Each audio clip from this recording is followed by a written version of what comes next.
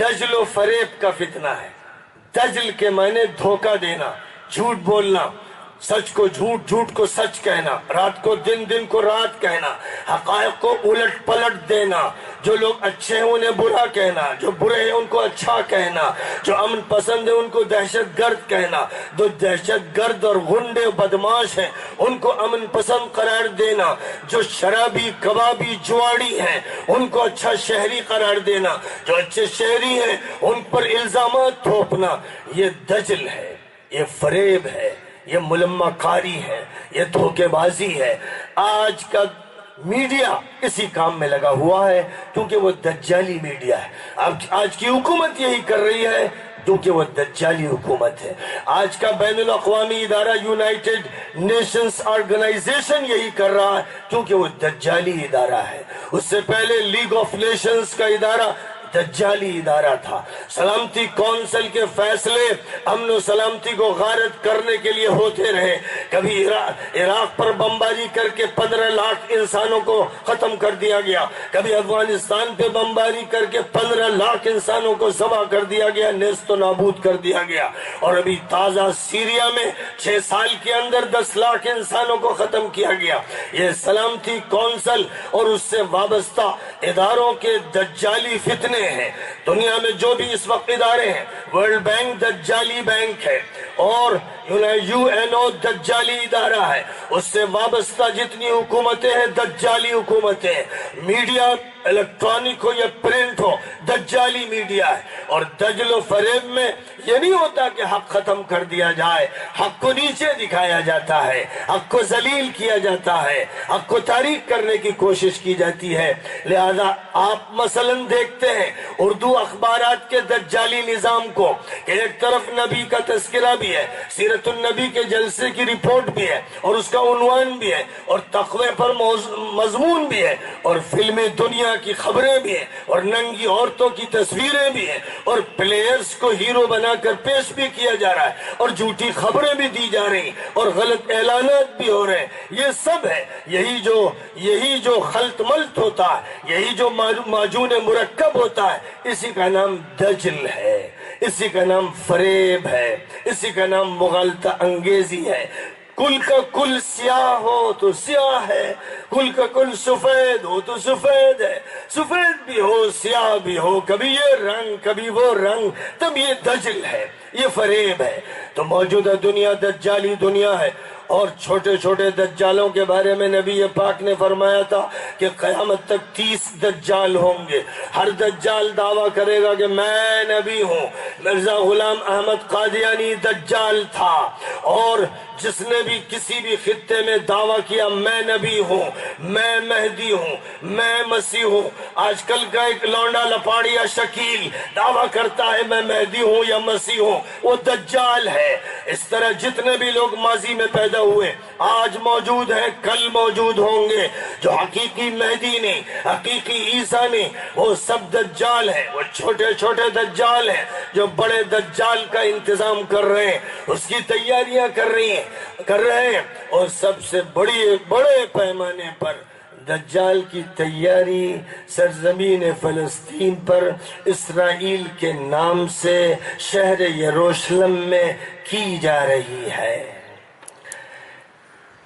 القدس ان کے ہاں یروشلم کہلاتا ہے،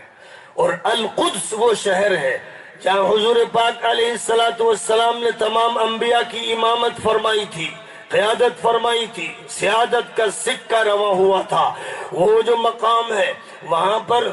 یہودیوں کی طرف سے، زائنسٹ صہیونیوں کی طرف سے، صلیبیوں کی طرف سے یہ بات طے ہے کہ وہاں پر اسرائیلیوں کا مسیح یعنی دجال، جس کو وہ دجال نہیں کہتے، اور عیسائی اس کو اینٹی کرائسٹ کہتے ہیں۔ عیسائیوں کو یہ معلوم ہے کہ پہلے اینٹی کرائسٹ آئے گا، پھر کرائسٹ آئیں گے، وہ دمشق میں اتریں گے، مسلمانوں کو بھی معلوم ہے کہ وہ اتارے جائیں گے، وہ آسمان پر موجود ہیں، اور ان کی لڑائی اینٹی کرائسٹ سے ہوگی، ہماری زبان میں دجال سے ہوگی، اور وہ دجال پر فتح پائیں گے۔ لہذا عیسائی مدد کر رہے ہیں یہودیوں کی اس لیے کہ انہیں معلوم ہے کہ یہ نظام تاریخی طور پر طے ہے، پہلے دجال ہوگا، پہلے اینٹی کرائسٹ ہوگا، پھر کرائسٹ ہوں گے، اس لیے ہم ان کو مہلت دیں گے۔ عیسائیوں نے فلسطینیوں سے فلسطین چھین کر یہودیوں کو دیا ہے۔ آپ کو معلوم ہونا چاہیے کہ برطانیہ کا وہ ملعون منحوس وزیر خارجہ تھا جس کا نام بیلفور تھا، اس نے بیلفور ڈیکلیریشن کے عنوان سے فیصلہ کیا تھا 1917 میں کہ فلسطین کی سرزمین یہودیوں کو دے دی جائے گی، اور اس کے بعد پھر دھیرے دھیرے آگے چلتے 1945 آیا، اس میں تقسیم کرنے کی بات شروع ہو گئی۔ وہ فلسطین جو 100% مسلمانوں کا تھا، اس فلسطین کو پہلے 10% دیا گیا، پھر آگے بڑھتے بڑھتے 42% دیا گیا، پھر ہوتے ہوتے 80-85% ان کے ہاتھ میں چلا گیا۔ یہ سازش برطانیہ نے کی، یہ سازش امریکہ نے کی، اس سازش سے فرانس نے اتفاق کیا، اس سازش سے رشیا نے اتفاق کیا۔ پوری دنیا اس صہیونی تحریک سے جڑی ہوئی تھی، اور فری میسن کی تحریک کی ممبرشپ پہلے سے لے رکھی گئی تھی۔ لہذا جب یہ فیصلے کیے گئے فرسٹ ورلڈ وار کے بعد 1917 میں، یا یوں کہہ لیے کہ اسی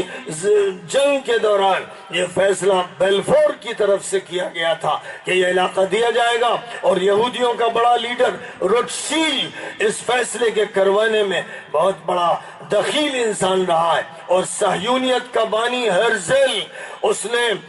19ویں صدی کے بالکل اخیر میں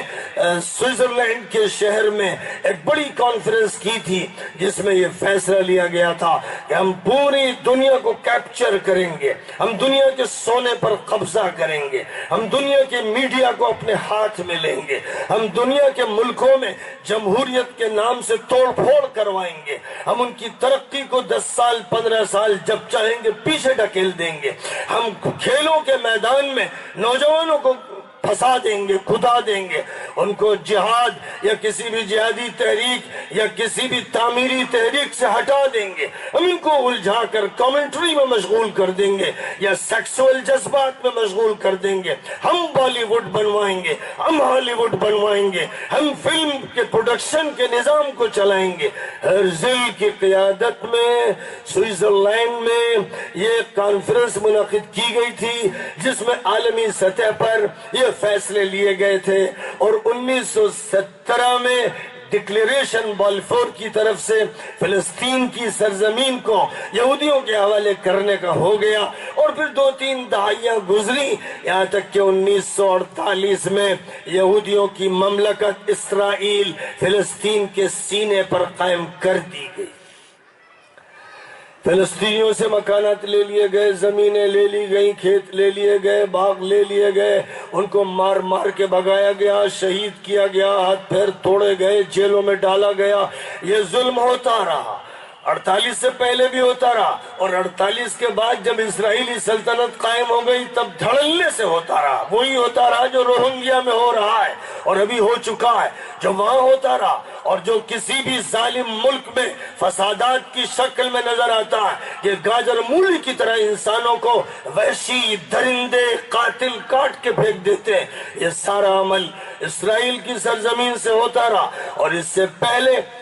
پہلی جنگ عظیم کے بعد دنیا کی سب سے بڑی اسلامی طاقت ترکی کے حصے بکھرے کر دیے گئے، عربوں کو باغی بنا دیا گیا، اور مشرقی یورپ کو توڑ دیا گیا، کہیں پر رشیا کو غالب کر دیا گیا، اور کہیں پر برطانیہ اور فرانس کے ذریعے سائکس بیکو پیکٹ ہو گیا۔ اس پیکٹس کے نتیجے میں عراق کو تقسیم کیا گیا، سیریا کو تقسیم کیا گیا، اور عراق انگریزوں کو دے دیا گیا، سیریا فرانسیسیوں کو دے دیا گیا، اور ایکسپی کو پیکٹ وجود میں آیا جس کی بنیاد پر سرحدیں متعین کر دی گئی، اور سیریا کے ٹکڑے کر کے لیبنان بنایا گیا، جارڈن بنایا گیا، اس کے حصے بکھرے کر کے فلسطین کو اس سے الگ کیا گیا۔ تو سیریا ہی کے قلب و جگر پر حملے کر کے اور اس کے ٹکڑے کر کے، جس کو آخری دور کا مرکز ہونا ہے، حضرت عیسیٰ کے نزول کی وہی جگہ ہے، آخری نبی حضرت محمد صلی اللہ علیہ وسلم کی سیادت و